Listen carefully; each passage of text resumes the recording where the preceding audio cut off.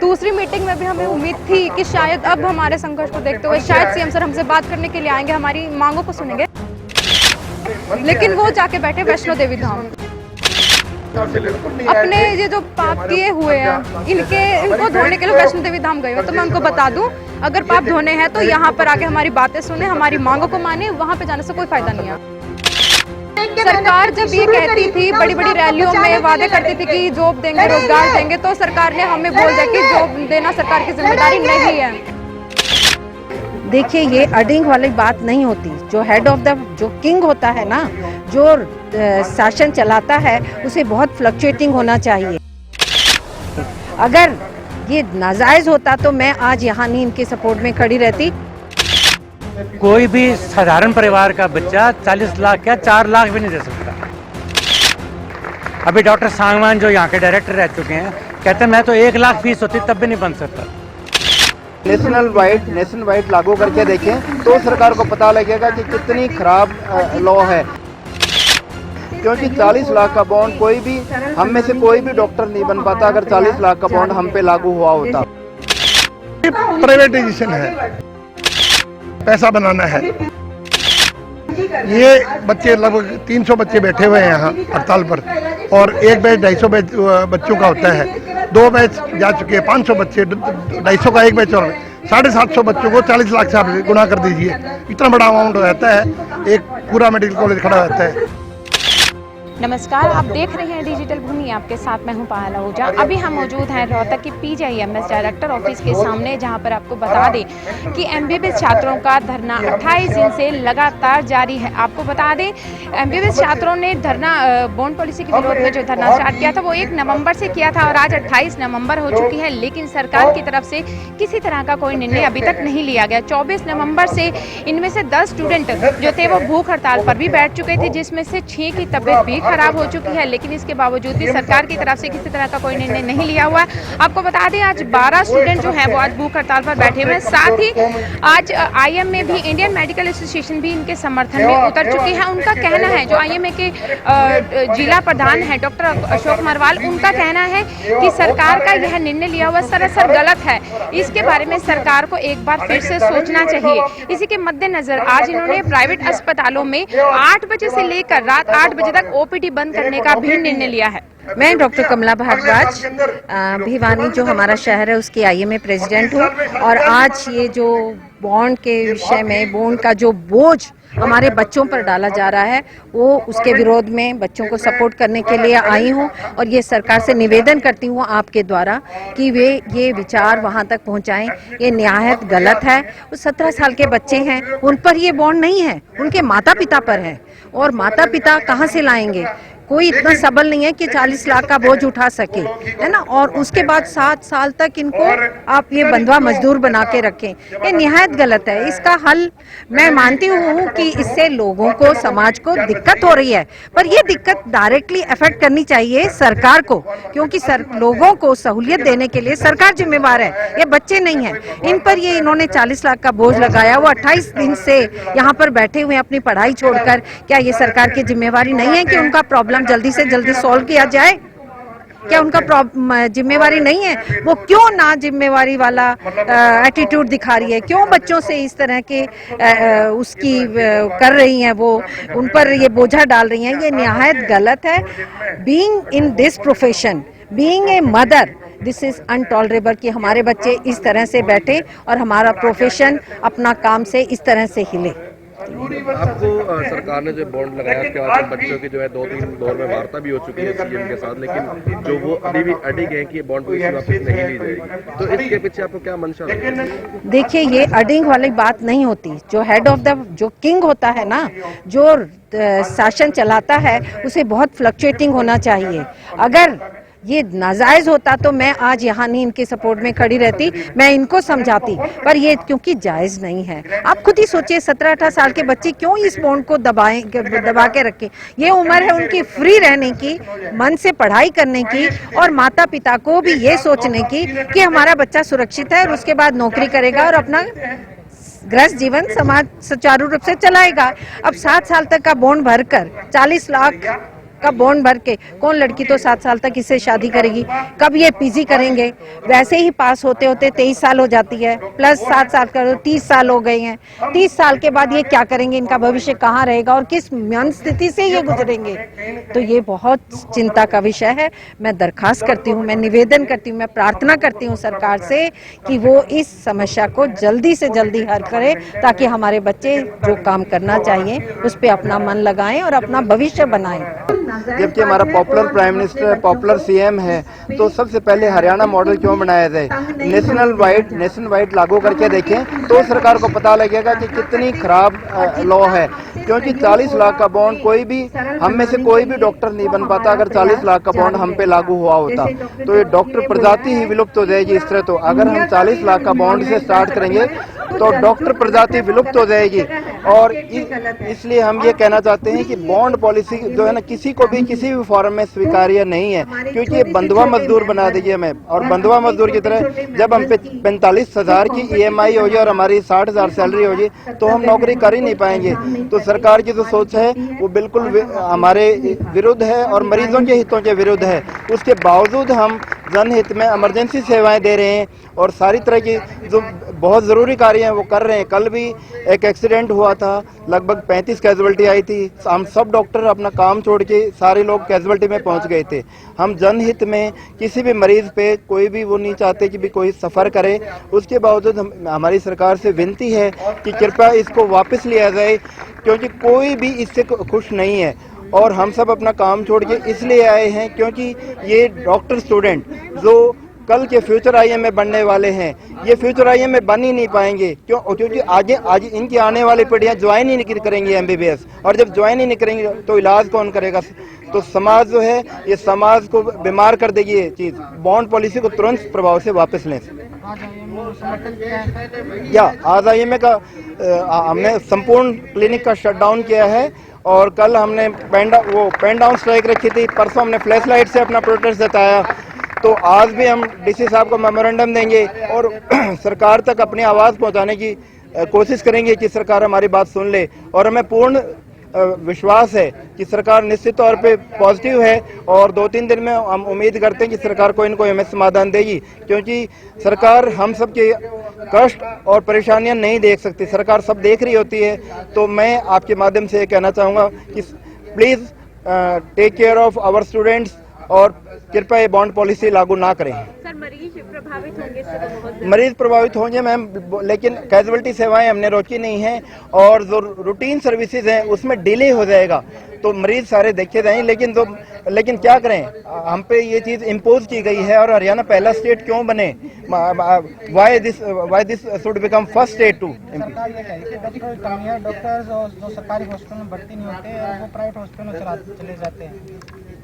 उसके लिए सर 40 लाख का बॉन्ड बहुत बड़ा राशि है। दूसरी बात यह है कि ऐसा नहीं होता। ये जो है अभी हमारे डॉक्टर साहब भी कह रहे थे, डॉक्टर चौधरी, डॉक्टर वर्मा भी, कि आज वैकेंसी निकाल दें। अगर 1000 वैकेंसी निकलेंगी 5000 फार्म आ जाएंगे। तो सरकार का ये, मैं इससे सहमत नहीं हूँ कि भाई इतनी ज़्यादा वो हो रखी है।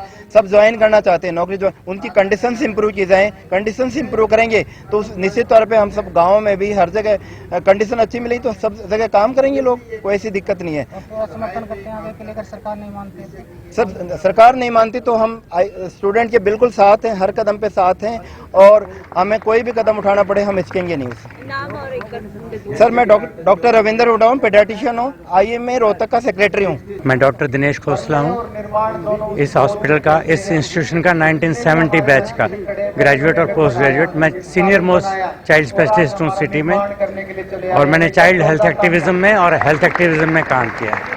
तो अभी जो MBBS स्टूडेंट्स हैं प्रोटेस्ट कर रहे हैं, 28 दिन उन्हें हो चुके हैं, तो आप इस बारे में क्या कहना चाहेंगे? वो प्रोटेस्ट करने के अलावा कर क्या सकते हैं बेचारे, जब ऐसा एक लाद दिया गया है काम।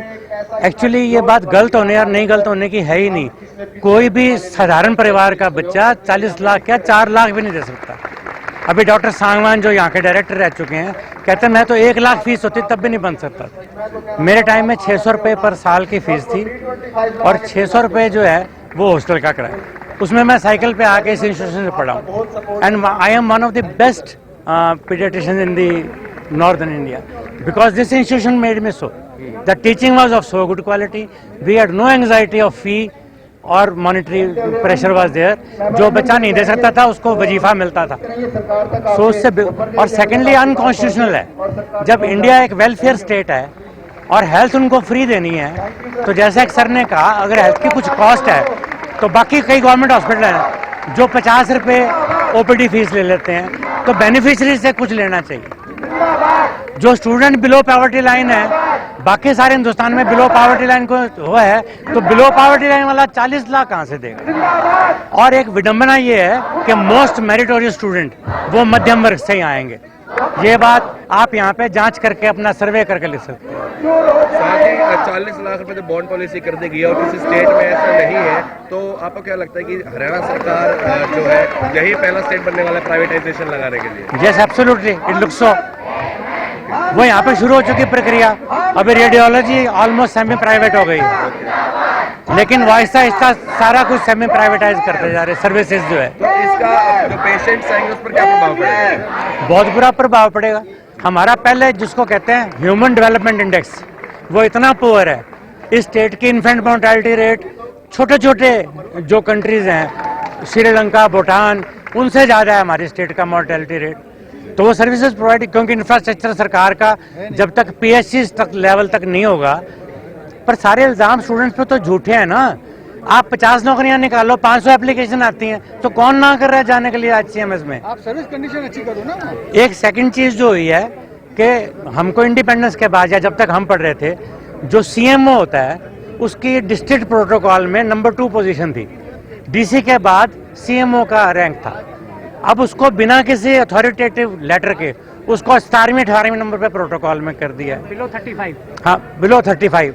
तहसीलदार उनकी एसीआर लिखता। तो वहीं से हमारी, इसका मैं क्या कहना चाहता हूँ कि गांव के लेवल पे हम कल चले जाएं, अगर एक ब्लॉक लेवल पे एक गवर्नमेंट वो हो, गवर्नमेंट की कॉलोनी जिसमें बीडीओ ऑफिसर भी हो, थानेदार भी हो, सारे परिवार समेत रहते हो, डॉक्टर भी रह जाएगा वहाँ पे। They should create a colony at the village level जहाँ पे बाकी सारे ऑफिसर्स भी हैं। तो अलोन एक डॉक्टर 22 साल का आजकल जो क्रिमिनल से भरी हुई सारी पॉलिटी है, उनके नीचे जाके कैसे काम करेगा?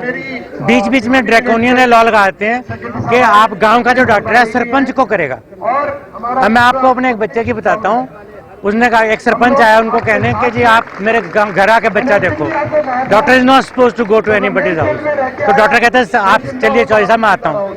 कहता ना, न्यू को नहीं बनेगी बात। कहता तू आगे आगे चल, मैं तेरे पीछे पीछे आऊंगा। तो ऐसे करके मतलब सरपंच के भी नीचे कर देते हैं। The doctor should be under the DGHS and the pyramid जो हेल्थ सर्विसेज का है।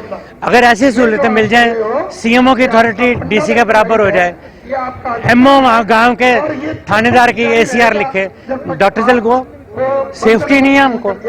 मेरे बैच में 10 लड़कियां थी, 110 लड़के थे, चलो डाल दो गांव में हम तक। ये 22 साल की एक लड़की मेवात के एरिया में आप डाल दो उसको, क्रिमिनल से भरे हुए, कैसे रहेगी? एक रात भी नहीं कटेगी उसकी बेचारी। And you expect her to do night services without any security. हम करने मुझे जब 50 के अगेंस्ट 1000 एप्लीकेशन आ रही हैं, we want to go to village, I want to do a government job, दी नहीं तो मैं प्राइवेट प्रैक्टिस में गया। मिडिल लेवल था, सिर्फ 7 दिन का फर्क था। मेरे फादर रिटायर हुए प्राइवेट जॉब से, नो, और मेरे को प्रैक्टिस शुरू करनी पड़ी क्योंकि जॉब नहीं निकली।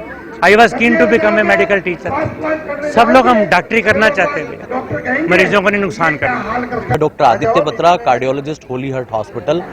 आज यहाँ सब बच्चे आईएमए, आरडीए सब लोग एक कारण के लिए इकट्ठे हुए हैं और उसके लिए हम आईएमए की तरफ से भी इनको पूरा सपोर्ट दे रहे हैं। इसके लिए आईएमए की जो आधिकारिक गण है उन्होंने एक फैसला लिया कि आज 28 तारीख को सभी ओपीडी सेवाएं बंद रहेंगी, लेकिन इमरजेंसी सेवाएं सुचारू रूप से हर मरीजों को, जरूरतमंद मरीजों को दी जाएंगी।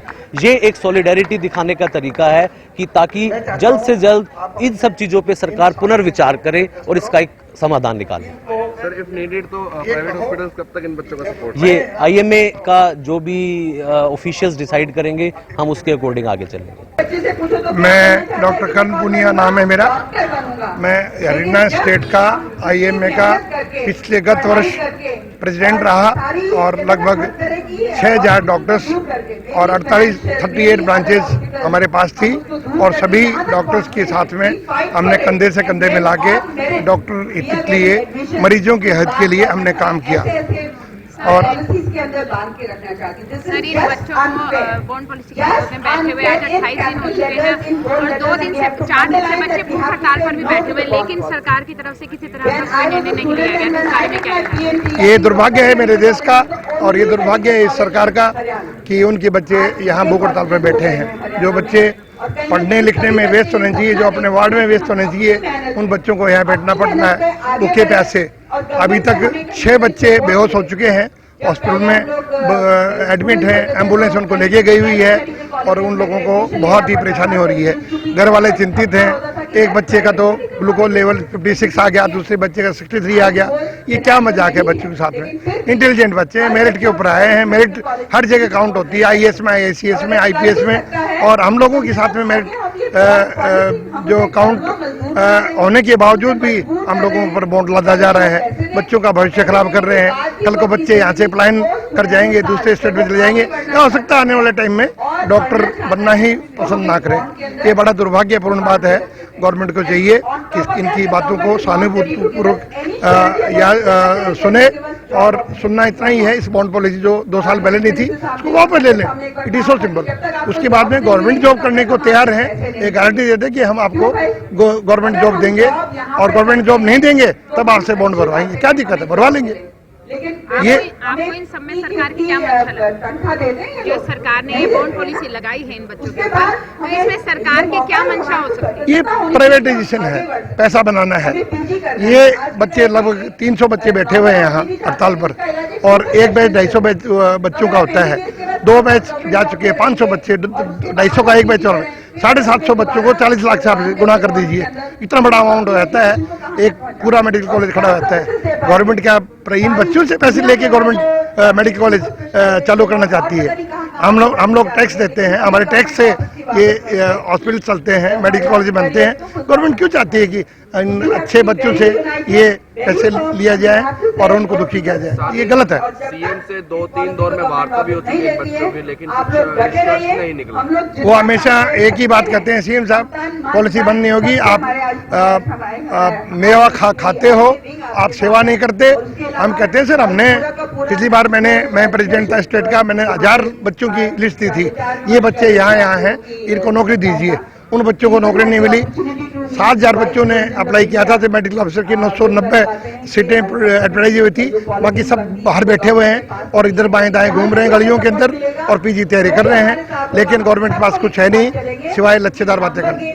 सरकार को क्या मैसेज देना? मैं चाहता हूं गवर्नमेंट इस पॉलिसी को वापस ले, तुरंत प्रभाव से ले। अदरवाइज ये बच्चे इससे पहले यहाँ इस हड़ताल से उठेंगे नहीं, और it is a total no to the bond policy. आपका समर्थन इन बच्चों के साथ? हम इनके साथ, ये तो हमारी फ्यूचर IM में है, ये तो हमारे बच्चे हैं। हम इनके भाई अभिभावक हैं, हमारे बच्चे भी। मेरी एक भाई की लड़की यहाँ बैठी हुई है, उससे भी 40 लाख रुपए बॉन्ड करवा रखा है। ये गलत है, हम पीछे नहीं हटेंगे। 48 घंटे से बैठे हुए हमारे बच्चे जो थे, इनको इतना टाइम हो गया था यहाँ पे हड़ताल पे बैठे कि इनकी तबीयत बहुत ज्यादा खराब हो गई, गंभीर हालत में। मेरी खुद की जूनियर रीना नाम से 21 बैच से, वो उसे इमरजेंसी भर्ती कराना पड़ गया था। उसका शुगर लेवल बहुत गिर गया था, BP लेवल बहुत गिर गया था। उसके बाद भी सरकार को हमारी दशा नहीं दिख रही, हमारा संघर्ष नहीं दिख रहा। इतने दिनों से जो हम चिल्ला के अपनी मांगे रख रहे हैं, जो बिल्कुल जायज है। खुद मतलब एक स्टेट की हेल्थ सर्विसेज को सुधारने के लिए ही हमारी वो भी मांगे हैं, सरकार उसको बिल्कुल भी नहीं मान रही है। और सेकंड डे जब चंडीगढ़ में हम लोग गए थे मीटिंग के अंदर, उसके अंदर भी कोई भी पॉजिटिव परिणाम नहीं निकला है। सरकार अभी भी अपनी पॉलिसी को डिफेंड करने पे लगी हुई है, और उन्होंने हमें साफ एक स्टेटमेंट तो बोल दी कि रोजगार देना सरकार की जिम्मेदारी नहीं है। तो अभी मैं जनता को ये बताना चाहती हूँ कि ये अपने आप को जागरूक करने की बात है कि सरकार जब ये कहती थी, बड़ी बड़ी रैलियों में वादे करती थी कि जॉब देंगे, रोजगार देंगे, तो सरकार ने हमें बोल दिया कि जॉब देना सरकार की जिम्मेदारी नहीं है। तो जनता इस चीज को ध्यान में रख के अपने आगे का जो भी निर्णय है वो ले, सबसे पहली बात। दूसरी चीज, सरकार हमारी बात मानने को तैयार नहीं है, लेकिन सरकार जब तक बात नहीं मानेगी तब तक आज पैन हरियाणा सरकारी और प्राइवेट सेवाएं बंद हुई है, आगे जाके पैन इंडिया में भी सारी सेवाएं बंद हो सकती हैं। दो दौर में आपकी सीएम से वार्ता भी हो चुकी है, तो क्या बातचीत हुई, क्या लगता है? सीएम सर तो एक भी मीटिंग में प्रेजेंट नहीं थे। दूसरी मीटिंग में भी हमें उम्मीद थी कि शायद अब हमारे संघर्ष को देखते हुए शायद सीएम सर हमसे बात करने के लिए आएंगे, हमारी मांगों को सुनेंगे, लेकिन वो जाके बैठे वैष्णो देवी धाम। अपने ये जो पाप किए हुए हैं इनको धोने के लिए वैष्णो देवी धाम गए हो। तो मैं उनको बता दूं, अगर पाप धोने हैं तो यहाँ पर आके हमारी बातें सुने, हमारी मांगों को माने, वहाँ पे जाने से कोई फायदा नहीं है। वहाँ पे आपको कौन मिला आपको, क्या? वहाँ पे डॉक्टर आदित्य DMER डायरेक्टर थे, ACS मैडम डॉक्टर जी अनुपमा जी, और जो secretary chief secretary of the हमारे इंडिया DMER के अंदर ही डॉक्टर उमा शंकर प्रेजेंट थे। उन्होंने ही हमसे बात की थी। और जहाँ ACS मैडम IS बनने बैठे हैं, वो भी मतलब पहले डॉक्टर रह चुके हैं, तो मैं उनसे पूछना चाहती हूँ, अगर उनके ऊपर 7 साल का ऐसे बॉन्ड लगा होता और 40 लाख रुपए का भार वो उठा रहे होते, क्या आज वो उस पोजीशन पे होते जिस पोजीशन पे हैं? तो वो हमारे करियर ऑप्शंस को क्यों रोक रहे हैं? 4 दिन से ये बच्चे भूख हड़ताल पर बैठे हैं, इनमें से कुछ की तबीयत भी खराब हो चुकी है, तो आप आगे तक कब तक बैठने का विचार है? ये इस भूख हड़ताल के लिए चाहे हमें 12 बच्चे या फिर पूरे हम 20 और 21 बैच के 500 के 500 बच्चों को भूख हड़ताल पे बैठना पड़ जाए, हम तब भी बैठने को तैयार हैं, क्योंकि हमारी जो लड़ाई है हमें भी पता है वो सच्ची है। अ काइंड ऑफ सत्याग्रह जो हम लोग यहाँ पे चला रहे हैं, और सरकार जब तक हमारी मांगे नहीं मान लेती, हम इसी तरह से भूख हड़ताल के ऊपर बैठे रहेंगे और आगे के भी संघर्ष करते रहेंगे। मैं doctor Ankit Gulia, RDA president PGIMS Rohtak. आज 28 दिन धरने को स्टार्ट हुए हो गए हैं बॉन्ड पॉलिसी के विरोध में, और IMA भी सपोर्ट में आ चुका है। प्राइवेट हॉस्पिटल्स ने भी आज OPD जो है वो बंद रखी हुई है, तो इस बारे में आप क्या कहना चाहिए? देखो, आज 28वां दिन है। जैसे आपको पता है कि छात्रों ने 1 नवंबर से ये आंदोलन शुरू किया था, और आज पहले PGI में इस आंदोलन की चिंगारी जो है वो अब धीरे धीरे पूरे हिंदुस्तान में फैल रही है। IMA भी हमारे साथ आ रही है, और लग रहा है कि अगर सरकार नहीं मानती तो हो सकता है कि ये जन आंदोलन बन जाए। और जो 4 दिन से बच्चे भूख हड़ताल पर बैठे हुए, जिसमें कुछ की तबीयत भी बताया जा रहा है कि खराब हो गई थी, तो आगे कब तक उनका भूख हड़ताल पर बैठने का? अभी ये है एक रिले भूख हड़ताल है, जिसको हिंदी में मैं बोलूँ तो क्रमिक भूख हड़ताल है, जिसमें कि 48 घंटे के अंदर जो हैं बच्चे बैठेंगे। ये हमारे IMA के रिक्वेस्ट से हमने ऐसा किया है। तो कल हम चंडीगढ़ गए थे, तो वहाँ हमसे जो है ना, वहाँ खाना ऑफ़र किया गया था कि आप खाना खा लीजिए, पानी पी लीजिए। तो हमने बोला कि सबसे पहले आपका धन्यवाद, हम खाना बिल्कुल खाएंगे और खाना खाना चाहते हैं, लेकिन उससे पहले जो छात्र जो भूख हड़ताल पर धरने पे बैठे हैं, पहले आप उनको खाना खिलाइए, हम खाना खाने के लिए तैयार हैं। हमने पहले भी देश में 1-2 साल पहले जो लगातार ऐसे धरने चल रहे थे, कई सालों तक लंबे चले हैं, और उसमें कई बलियां भी चढ़ी हैं, लेकिन तब भी सरकार के कान पे जू नहीं रहेगी थी। तो आप क्या कहना चाहिए? देखो, जो संघर्ष होता है ना, वो बलिदान मांगता है। जब देश में आज़ादी लड़ी, जब देश ने आज़ादी की लड़ाई लड़ी, तब कई क्रांतिकारियों ने अपना बलिदान देना पड़ा। अगर वो ये सोचते कि मेरी जान ज़्यादा ज़रूरी है, तो शायद वो बलिदान दे नहीं पाते। तो उनमें एक क्रांति की भावना थी। तो हम भी इस क्रांति को जो है बिल्कुल आगे बढ़ाएंगे, झुकने वाले नहीं हैं। अगर बलिदान की ज़रूरत होगी तो बलिदान देंगे, और अगर ये सरकार नहीं झुकती है तो हमारी लड़ाई ऐसे ही जारी रहेगी। आप लोगों की मीटिंग थी कल, बुलाया गया था आपको चंडीगढ़ CM से मिलने के लिए, तो क्या रहा? देखिए, शनिवार को हमारे CM मनोहर लाल, माननीय मुख्यमंत्री CM मनोहर लाल खट्टर जी का एक बयान आया ट्विटर पे कि हो सकता है कि रविवार को इस चीज़ का समाधान निकल जाए। शायद आप लोगों ने भी पढ़ा होगा। तो हमारा एक बहुत ही पॉजिटिव मानसिकता थी कि कुछ आज हमारे हाथ में होगा। तो हम यहाँ से 6 घंटे का ट्रैवल करके हम चंडीगढ़ पहुँचे। तो वहाँ पहले जो रेजिडेंट डॉक्टर एसोसिएशन है, पहले उनको मिलने नहीं दिया गया। बोले कि हम बच्चों से बात करेंगे, लेकिन हमने संदेश दिया कि हम उनके रिप्रेजेंटेटिव हैं तो हमें मिलने दिया जाए, पर उन्होंने हमें नहीं मिलने दिया। फिर बच्चे बोले कि अगर हमें RDA के साथ, अगर हम पहले RDA कॉन्फ्रेंस हॉल में जाएगी, बाद में हम जाएंगे। फिर उसके बाद मजबूरन मिलना पड़ा उनसे हमें। तो जो भी उनका हमें माइंड सेट लगा, CM साहब का तो हमें माइंड लग रहा है कि वो इस चीज़ को सुलझाना चाहते हैं, लेकिन जो वहाँ अधिकारी आए थे, तो मुझे वो लग नहीं रहा कि वो इतना इसको जल्द से जल्द इसका सॉल्यूशन निकालने में वो इच्छुक हैं। लगा नहीं। लेकिन CM साहब के अगर हम ट्वीट्स देखें हैं, उनकी वीडियोस देखें, तो वो लग रहा है कि इस मुद्दे को सुलझाना चाहते हैं। लेकिन अधिकारी जो वो हैं, जो पॉलिसी मेकर्स हैं, उनके दिमाग में अभी क्या चल रहा है क्या नहीं है, कुछ स्पष्ट नहीं हो पाया है। CM दुष्यंत चौटाला से भी आपकी मीटिंग हुई थी, जिसमें उन्होंने जॉब गारंटी देने की भी बात कही थी कि हम कोशिश करेंगे। देखो, जॉब गारंटी कल हमारी मेन डिमांड यही थी, सर आप जॉब गारंटी दे दो। हम सरकार से चाहे कितना ही साल काम करा लो, जॉब गारंटी देने के लिए तैयार नहीं है। पहला मुद्दा है ये, हमें ना बैंक से कोई कुछ मतलब, आप जॉब गारंटी दे दो। सरकार कह रही है ना कि डॉक्टर्स की कमी है, तो कोई बात नहीं, हम सरकार की बात मान लेते हैं कि आप सरकार की साइड से जॉब गारंटी का एक लेटर दे दीजिए कि जितने भी छात्र यहाँ से पास आउट होंगे सबको नौकरी मिलेगी। अब सरकार जितने साल काम करवाना चाहती काम कराए, हम तैयार हैं।